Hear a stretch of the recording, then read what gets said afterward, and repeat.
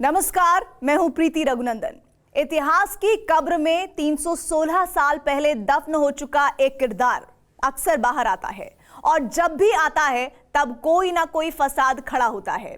इतिहास की किताबों में उसे बर्बर, जालिम, कट्टर बादशाह कहा गया। मरने से पहले उसने खुद लिखा कि वो अपने पापों का काफिला लेकर जा रहा है, लेकिन असल में वो अपने पापों की गठरी लेकर दुनिया से नहीं गया, बल्कि दो समुदायों के बीच दुश्मनी का ऐसा बीज बो गया जो उसके मरने के बाद भी पनपता रहता है। 3 सदी बीतने के बाद भी उस पेड़ की जड़ें नहीं सूखी। खासकर महाराष्ट्र में उसका नाम सुनकर ही लोगों का खून खौलने लगता है। इस हफ्ते कोल्हापुर और अहमदनगर में जो फसाद हुआ, उसकी जड़ क्या है? क्यों एक बादशाह का नाम महाराष्ट्र में गाली की तरह इस्तेमाल होता है? भारत के इतिहास के सबसे खूनी अध्याय की कहानियों पर है हमारी ये खास tele series Aurangzeb the merciless Mughal, जिसके पहले एपिसोड में देखिए नफरत, द बिटर हार्वेस्ट।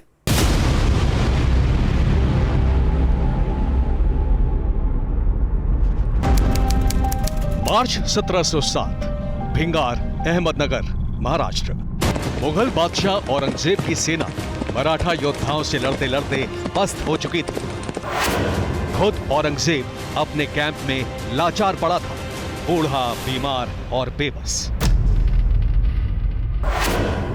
उसने कलम उठाई और अपने बेटों शाह आजम और काम बख्श के नाम खत लिखने लगा। आंखें बंद होने से पहले उसकी आंखें खुल चुकी थी। औरंगजेब ने अपने बेटों को लिखा, मेरी रूह की रूह, अब मैं अकेला जा रहा हूं। मुझे तुम्हारी बेबसी पर अफसोस है, लेकिन क्या फायदा? मैंने जो तकलीफ लोगों को दी है, जो पाप किए हैं, हर गलत काम जो मैंने किया है, उसका नतीजा मुझे झेलना है। अजीब बात है कि मैं दुनिया में कुछ भी लेकर नहीं आया था और अब पाप के इस विशाल कारवां के साथ मुझे दुनिया से जाना है। औरंगजेब का ये आखिरी खत था और इसी के साथ उसकी वसीयत भी, जिसमें उसने पापों का प्रायश्चित करने के लिए हुक्म दिया कि मौत के बाद उसे बिना किसी तामझाम के दफनाया जाए। 3 मार्च 1707, भिंगार, अहमदनगर, महाराष्ट्र। औरंगजेब अपने गुनाह गिनते गिनते मरा। भिंगार से करीब 130 किलोमीटर दूर औरंगाबाद के खुलदाबाद में उसे दफन कर दिया गया, ठीक वैसे ही जैसे औरंगजेब चाहता था। उसकी कब्र को पत्थरों से ढका नहीं गया, क्योंकि औरंगजेब को लगता था कि उसके पाप का प्रायश्चित हो जाएगा।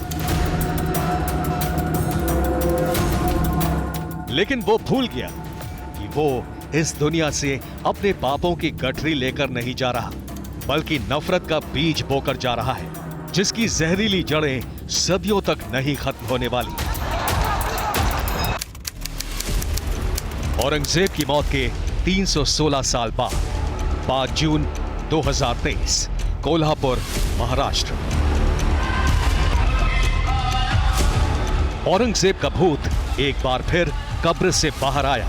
जिस कोल्हापुर में छत्रपति शिवाजी महाराज ने मुगल सेना को धूल चटाई थी, उसी कोल्हापुर में एक खास समुदाय के जुलूस में औरंगजेब का पोस्टर लेकर कुछ लोग आए और फिर शुरू हो गया फसाद। औरंगजेब के महिमा मंडन की इस भड़काऊ कोशिश के विरोध में मराठा अस्मिता का झंडा उठाए लोग सड़कों पर उतर आए। धीरे धीरे ये विवाद महाराष्ट्र के अहमदनगर तक फैल गया।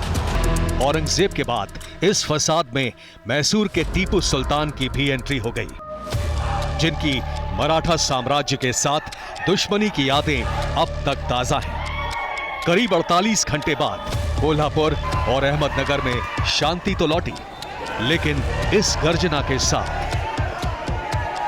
महाराष्ट्र में अचानक कुछ जिलों में औरंगजेब की औलादें पैदा हुई है, जो औरंगजेब का फोटो दिखाते हैं, औरंगजेब का स्टेटस रखते हैं, और इसके कारण एक दुर्भावना समाज में पैदा हो रही है और इसके कारण एक तनाव भी निर्माण हो रहा है। सवाल ये उठता है कि अचानक इतने औरंगजेब के औलादें कहाँ से पैदा हुई। औरंगजेब से इतनी नफरत कि उसका नाम मानो गाली हो। इसमें कोई दो राय नहीं कि मुगल सल्तनत का सबसे विवादित और क्रूर बादशाह औरंगजेब ही था। अफगानिस्तान के बाघ से लेकर बंगाल तक, कश्मीर से लेकर दक्कन तक औरंगजेब की बर्बरता से कोई नहीं बचा। लेकिन औरंगजेब से जितनी नफरत महाराष्ट्र के लोगों को है, उतनी शायद ही कहीं हो। ये नफरत ही तो थी कि कुछ शरारती तत्वों ने औरंगजेब की तस्वीर उठाई और हजारों लोगों की आंखों में खून उतर आया। ऐसा क्यों?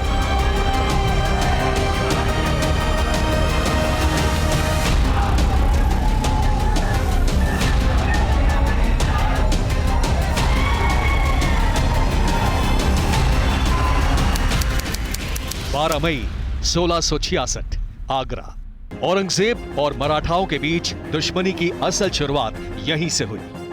छत्रपति शिवाजी महाराज दक्कन के आदिल शाह से जंग जीतकर मराठा राज की स्थापना कर चुके थे। मुगलों के साथ वो युद्ध नहीं चाहते थे और इसीलिए औरंगजेब के बुलावे पर वो आगरा आए।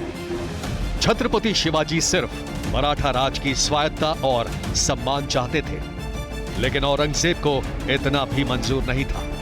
उसने शिवाजी महाराज को बंदी बना लिया, लेकिन 3 महीने बाद ही छत्रपति शिवाजी अपने बेटे संभाजी के साथ औरंगजेब की कैद से आजाद हो गए। इसके बाद मराठाओं और मुगलों में दुश्मनी का जो दौर शुरू हुआ, वो औरंगजेब के लिए पूरी जिंदगी का सबसे बड़ा घाव बन गया। शिवाजी महाराज के नेतृत्व में मराठा सेना ने 1670 से 1680 तक 10 साल तक औरंगजेब की मुगल फौज को सूरत से लेकर विरार और रायगढ़ तक शिकस्त दी।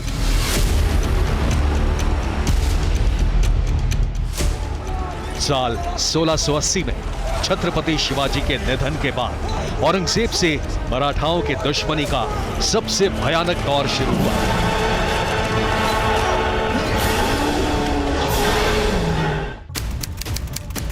फरवरी 1689, संगमेश्वर, रत्नागिरी, महाराष्ट्र। छत्रपति शिवाजी के निधन के 1 साल बाद मराठा राज्य के नए छत्रपति संभाजी भोसले 9 साल तक औरंगजेब से लड़ने के बाद बंदी बना लिए गए। औरंगजेब ने संभाजी के सामने शर्त रखी, या तो इस्लाम कबूल करो या फिर मौत। संभाजी ने धर्म बदलने के बजाय मौत चुनी, जिन्हें औरंगजेब के हुक्म पर तड़पा तड़पा कर मारा गया। संभाजी और उनके साथी कवि कलश की आंखें निकाल ली गईं, जीभ काट दी गई, नाखून उखाड़ दिए गए और फिर शरीर की खाल उधेड़ दी गई। करीब 1 पखवाड़े बाद संभाजी महाराज के क्षत विक्षत शरीर को बगनखे से फाड़ दिया गया। औरंगजेब का यह वहशीपन मराठा कभी नहीं भूले। छत्रपति शिवाजी और संभाजी का बलिदान पीढ़ी दर पीढ़ी याद दिलाया जाता रहा और वो सिलसिला अब तक जारी है।